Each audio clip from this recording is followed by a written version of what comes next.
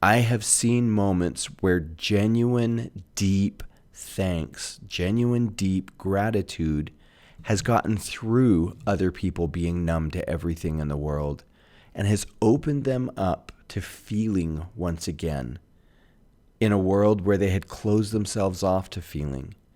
There is power in this.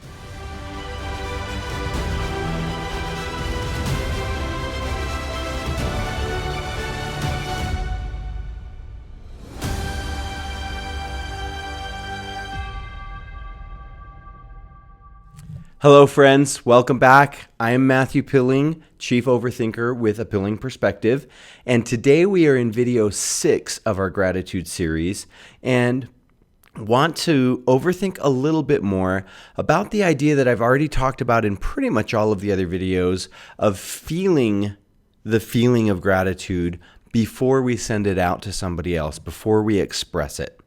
And before we get too far into it, I do want to say that I do believe that sometimes expressing it ignites it.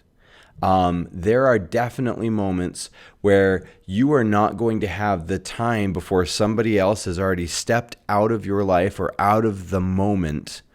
And there's not really time to sit down and go through what has the cost been of what they've done for me and what is the message behind that cost and all of the ideas that I've already talked about in some of these videos. And I don't want to say don't say thanks unless you've completely felt it. I do want to get us out of the idea of giving knee-jerk reactions. If you are just saying thanks because programming says, let's say thanks, that's maybe not as good as it could be. But there are definitely moments where we aren't going to go through a whole lot before we simply tell someone thank you and can mean it very sincerely. I do not want to say we should never say thanks until we've done a bunch of homework. And like I said, I believe that in those moments, just expressing thanks, I mean, we've seen people before who, when they say thanks, you can feel it because they, not just because they get choked up, but you can see that they feel it, is really what I'm trying to say. And that's important. When we express things that we don't actually feel, there are two problems that happen. One, the other person's spidey sense goes off and they can sense that it's not super sincere. And I think we've all felt that before.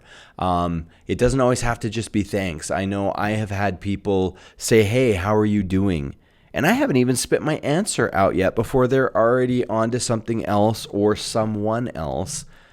Why'd you ask? It's not sincere and I very much feel it. And that can damage connection. That can damage relationships. We've all had apologies given to us where it felt more like I'm apologizing because I know I'm supposed to, or I know someone's watching to see that I do. And again, that damages connection. It damages relationships because our spidey sense can tell that it's not genuine, it's not heartfelt. But the second problem that happens, ourselves, our soul, our own spidey sense can tell that we're putting things out there that we don't truly mean. And that tarnishes something inside of us. That changes us. The opposite is also true. You have had people give you sincere hello, how are yous. And when you gave an answer, they actually listened and they maybe had a follow-up question to it that showed you that they really did care. And that probably strengthened connection and helped you just understand that they really meant what they said. You've had apologies that were sincere. You've had thanks given to you that were sincere. And I think the magic that's happening goes a little bit beyond just the idea of integrity or not. I am a religious person. You may not be. But I think you've probably seen this effect happen before. And I think it comes from religious background, from religious explanation. I believe that the role of the Holy Spirit is to confirm truth. At least that's one of its roles.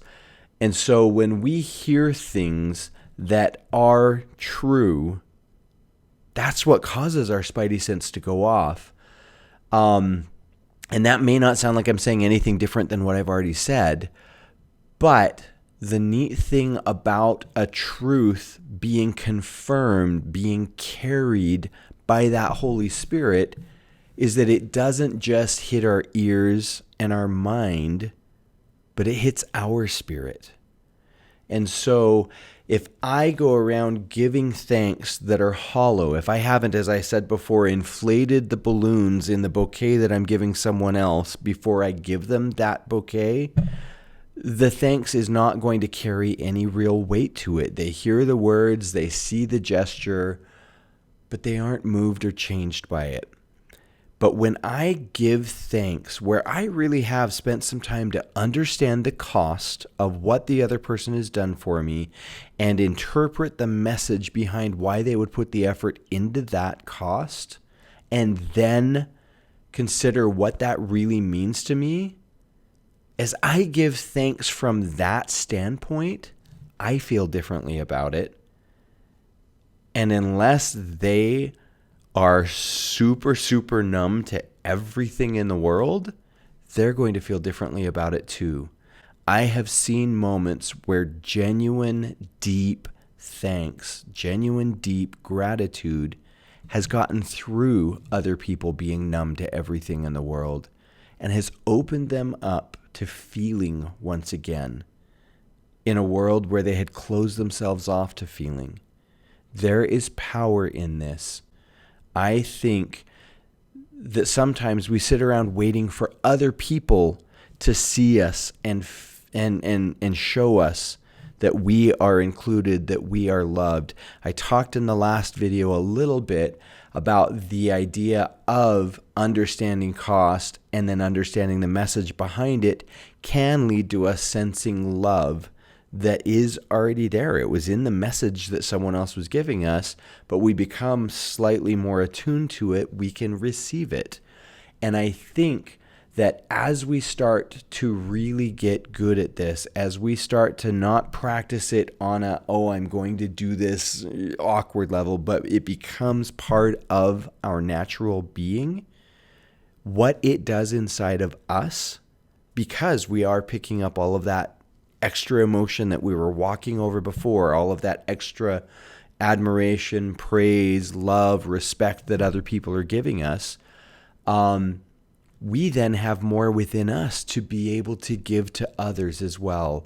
And as we've spent some time really surmising the value of what they have done, what they have given to us, then we put real meaning into what we are expressing back to them.